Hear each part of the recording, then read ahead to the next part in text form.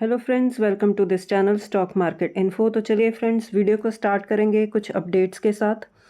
जैसे कि फ्रेंड्स आप देख सकते हो, अदानी एंटरप्राइजेज और यूएई के आईएचसी वो मिलकर इन्वेस्ट करेंगे 1.08 लाख करोड़ इन एल्युमिनियम प्रोजेक्ट इन ओडिशा। सो बहुत बड़ी इन्वेस्टमेंट कर रहे हैं फ्रेंड्स, और हमें पता ही है फ्रेंड्स, मेटल की जो डिमांड है वो इंटैक्ट है। आने वाले टाइम में डेवलपिंग कंट्रीज़ लाइक इंडिया, उसमें इंफ्रास्ट्रक्चर पर अभी बहुत काम होना बाकी है, तो मेटल की डिमांड बहुत ज़्यादा बनी रहेगी। इसी के चलते हम देख सके हैं बहुत सारी ह्यूज इन्वेस्टमेंट्स चल रही हैं इस फील्ड में। तो एल्युमिनियम प्रोजेक्ट में इतनी बड़ी इन्वेस्टमेंट हो रही है, तो अब बाकी एल्युमिनियम कंपनीज भी हैं जो मार्केट में लिस्टेड हैं, जैसे कि हिंडाल्को, नैल्को, तो उनको भी आप स्टडी कर सकते हो मेटल सेक्टर में। नेक्स्ट है फ्रेंड्स, एक्साइड इंडस्ट्रीज़ है, वो कल 7% से ज़्यादा की उसने तेज़ी दिखा दी। ऐसा क्या हो गया फ्रेंड्स? क्योंकि फ्रेंड्स जो लेड है, लेड यानी कि मेटल के जो प्राइसेस रिड्यूस हो रहे हैं, ऐसे ही लेड के प्राइसेस भी रिड्यूस हो चुके हैं। तो प्राइसेस रिड्यूस होने के चलते जो रॉ मटेरियल है वो सस्ता हो गया। इसी के चलते हम देख सकते हैं कि कंपनी के मैन्युफैक्चरिंग एक्सपेंसेस जो हैं कम हो जाएंगे आने वाले टाइम में, जिससे क्या होगा, प्रॉफिटेबिलिटी इंक्रीज़ हो सकती है। क्योंकि एक्साइड इंडस्ट्रीज़, जैसे कि आपको पता ही है, काम क्या करती है, बैटरी मैन्युफैक्चरिंग में है, और जिसमें लेड यूज़ होता है। तो लेड के प्राइसेस रिड्यूस होने से जो है कंपनी को फ़ायदा मिल सकता है। तो इसी के चलते हम देख सकते हैं कि कंपनी में एक अच्छी तेज़ी बनी हुई है। नेक्स्ट है फ्रेंड्स, आधार पूनावाला फैमिली, इन्होंने इन्वेस्ट किए हैं 700 करोड़ इन आइनॉक्स क्लीन एनर्जी। तो क्लीन एनर्जी में ये काम करती है कंपनी, उसमें इतनी बड़ी इन्वेस्टमेंट की है आधार पूनावाला फैमिली ने। नेक्स्ट है friends, Adani enterprises again QIP लेकर आ रहे हैं, और उन्होंने फ्लोर प्राइस जो फिक्स किया वो है 3034 पर शेयर। तो इस न्यूज़ के चलते भी अगर आप अदानी एंटरप्राइजेज को स्टडी करना चाहो तो कर सकते हो। नेक्स्ट है फ्रेंड्स, जैसे कि हमें पता है पेट्रोल डीजल के प्राइसेस बढ़े थे क्योंकि क्रूड ऑयल इंक्रीज़ हुआ था, लेकिन अब धीरे धीरे जैसे क्रूड ऑयल कम हो रहा है, तो मैंने पहले भी न्यूज़ कवर की थी फ्रेंड्स, न्यारा एनर्जी जो प्राइवेट सेक्टर की फर्म है, उन्होंने अपने प्राइसेस कम कर दिए। लेकिन जो ओएमसीज पब्लिक सेक्टर कंपनीज हैं, क्या वो भी अपने प्राइसेस कम करेंगी? तो इसके बदले, इसके चलते हरदीप सिंह पुरी जी, जो ऑयल एंड गैस मिनिस्टर है, उन्होंने कहा है कि ओएमसीज को लगभग 74,000 के आसपास का लॉस हुआ है ऑन फ्यूल सेल्स। तो अब हम बोल सकते हैं कि जैसे इनडायरेक्टली उन्होंने ये कहा है कि अभी तक तो ऐसा कोई चांस नहीं है कि प्राइसेस रिड्यूस हो जाएंगे। ठीक है फ्रेंड्स, नेक्स्ट है एनबीसीसी, इनको एक वर्क ऑर्डर मिल रहा है 955 करोड़ का। तो इस न्यूज़ के चलते भी आप इस कंपनी को नोट डाउन करके चल सकते हो। नेक्स्ट है फ्रेंड्स, टाटा टेक्नोलॉजीज एकदम से 7.5% की जो है तेज़ी दिखा दी थर्सडे को। तो ऐसा क्या होगा, इन्होंने पार्टनरशिप जो है फ्रेंड्स एक्सपैंड की है टेनेको एलएलसी के साथ, जिसकी वैल्यूएशन है $100 मिलियन, और ये आने वाले अगले 5 साल के लिए जो है ये स्ट्रैटेजिक एंगेजमेंट हुई है। तो इसी के चलते हम देख सकते हैं कि स्टॉक में एक अच्छी तेज़ी बनी हुई है। नेक्स्ट है फ्रेंड्स, जैसे कि आपको पता ही है कि जापान के जो पीएम है वो इंडिया आए हुए हैं, और क्या चल रहा है, इंडिया जापान समिट। तो उसी के चलते कुछ जो अपडेट्स हैं वो निकल कर बाहर आ रही हैं, जैसे कि जो ये मीटिंग्स हुई हैं वो किस टॉपिक को लेकर हुई हैं, एआई को लेकर, डिफेंस एनर्जी को लेकर, सेमीकंडक्टर्स को लेकर, क्रिटिकल एरियाज लाइक आप बोल सकते हो रिन्यूएबल एनर्जी को लेकर, रेयर अर्थ मटेरियल्स को लेकर। तो इसी के चलते आप देख सकते हो आने वाले टाइम में, अगले 10 साल में 10 ट्रिलियन जापानीज येन की इन्वेस्टमेंट होने के चांसेस हैं। तो इसी के चलते हम देख सकते हैं कि बहुत सारी जो हैं ग्लोबल फ्रंट पर भी जो है न्यूज़ ये आ रही है।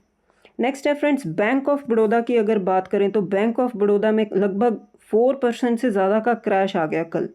तो ऐसा क्या हो गया फ्रेंड्स, एक लिटिगेशन, मतलब आप बोल सकते हो एक केस चल रहा था कोर्ट में, जिसमें अब दोनों पार्टीज़ ने, बैंक ऑफ बड़ौदा और दूसरी पार्टी है NMC health PLC, NMC health care, इन्होंने आउट ऑफ कोर्ट सेटलमेंट की जो है वो ये अनाउंसमेंट कर दी है, जिसमें कि बैंक ने ये अग्री की है कि वो 5700 करोड़ की जो है पेमेंट करेंगे, जिसको आप बोल सकते हो $600 मिलियन।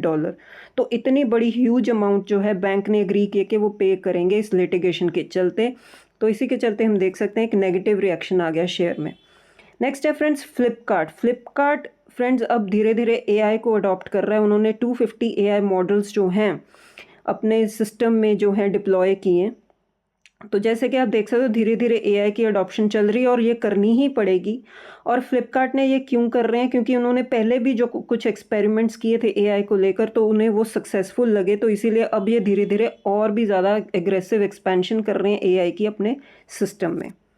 नेक्स्ट है फ्रेंड्स, अब कुछ न्यूज़ निकल कर आ रही है सोर्सेज की तरफ से, जैसे कि गवर्नमेंट ने प्रपोज किया है कस्टम इंटीग्रेटेड सिस्टम, एक डिजिटल प्लेटफॉर्म ये बनाना चाहते हैं। तो उसका जो है कॉन्ट्रैक्ट जो है ऑफ कोर्स आईटी कंपनीज को मिल सकता है, जिसमें जो नाम निकल कर सामने आ रहे हैं वो है LTTS, Wipro, IBM India, TCS and Infosys.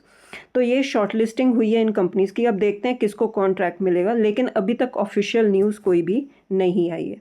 Next है एफआईएस का डेटा फ्रेंड्स। डीआईएस ने बाइंग की है 1784 करोड़ की, और एफआईएस ने सेलिंग की है, हल्की सेलिंग ही की है 311 करोड़ की। नेक्स्ट है फ्रेंड्स, कल बहुत ही इंपॉर्टेंट जो है एक दिन था, क्योंकि अमेरिका का नॉन फार्म पेरोल का डेटा आना था। जैसे कि ये डेटा बहुत ही ज़्यादा इंपॉर्टेंट है फ्रेंड्स, क्योंकि इस डेटा के चलते पिछली बार जब ये डेटा आया था मार्केट में बहुत ही बड़ा करेक्शन आया था। तो ऐसा क्यों हुआ था हम डिटेल में डिस्कस करते हैं। जैसे कि यूएस नॉन फार्म पेरोल का जो डेटा है वो निकल कर आया, प्रीवियस था 129,000, फोरकास्ट था कि 114,000 आएगा, लेकिन आया कितना 57,000। तो ये data stock market point of view से बहुत ही अच्छा है। इसका मतलब ये है कि कम लोगों को नौकरियां मिल रही हैं। हाँ, सुनने में थोड़ा सा अजीब लगता है कि नौकरियां मिल रही हैं लेकिन कम लोगों को, लेकिन stock market point of view से देखें तो ये अच्छा डेटा है। क्यों?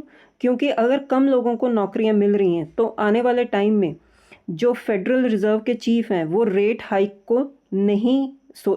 के बारे में नहीं सोचेंगे, और उल्टा रेट कट के चांसेस इंक्रीज हो जाते हैं।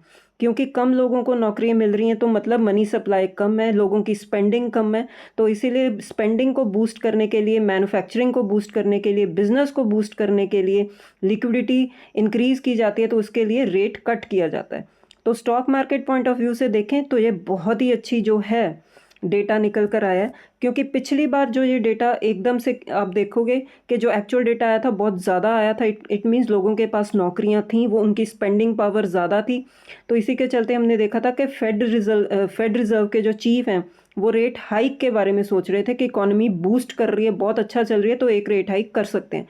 लेकिन इस डेटा के चलते हम सोच सकते हैं कि रेट हाइक नहीं होगा।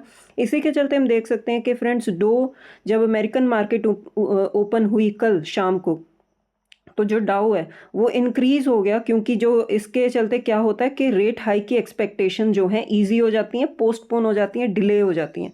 इसी के चलते फ्रेंड्स जब मार्केट ओपन हुई ना अमेरिकन मार्केट, वो आप देख सकते हो कि एक गैप अप ओपनिंग हुई और सीधा ऊपर इतनी तेज़ बाइंग होगी। और अगर आप गिफ्ट निफ्टी को भी देखोगे तो आप देख सकते हो कि गिफ्ट निफ्टी में भी एक अच्छी तेज़ी बन रही थी। हमारा मार्केट क्लोज था लेकिन गिफ्ट निफ्टी एक अच्छी तेज़ी शो कर रहा था। उसी के चलते गोल्ड में आप देख सकते हो एक अच्छी तेज़ी बनी, क्योंकि रेट हाइक ना होना गोल्ड के लिए भी, मेटल्स के लिए भी बहुत ही अच्छी बात है। सिल्वर में भी आप देख सकते हो कि बहुत अच्छी तेज़ी बनी हुई थी 2% के आसपास। और अगर आप बिटकॉइन भी देखो तो 3% से ज़्यादा की जंप थी, और इथेरियम में भी देखो आप 5% से ज़्यादा की जंप थी। तो ऐसा डेटा आना कि लोगों के पास कम जॉब्स हैं और आप बोल सकते हो स्पेंडिंग पावर कम है, तो इकोनॉमी में जो है लिक्विडिटी बूस्ट करने के लिए फेडरल रिजर्व जो है रेट हाइक नहीं करेंगे, उल्टा रेट कट करने के बारे में सोचेंगे या रेट स्टेबल ही रखेंगे। इसी के चलते हम देख सकते हैं एक पॉजिटिविटी आ गई हमारे मतलब ऑल ओवर ग्लोबल मार्केट्स में। तो आज सुबह भी जब मार्केट ओपन हुआ तो हमने देखा कि गिफ्ट निफ्टी ने एक हेल्दी ही स्टार्ट किया था, और हमारी मार्केट भी जब ओपन हुई थी और एक अच्छी डिसेंट ओपनिंग के साथ स्टार्ट हुई थी। तो ठीक है फ्रेंड्स, इस वीडियो में इतना ही। अगर आपको वीडियो अच्छा लगा हो तो वीडियो को लाइक कीजिए, शेयर कीजिए, चैनल को भी सब्सक्राइब कीजिए। मिलते हैं नेक्स्ट वीडियो में। Till then bye bye.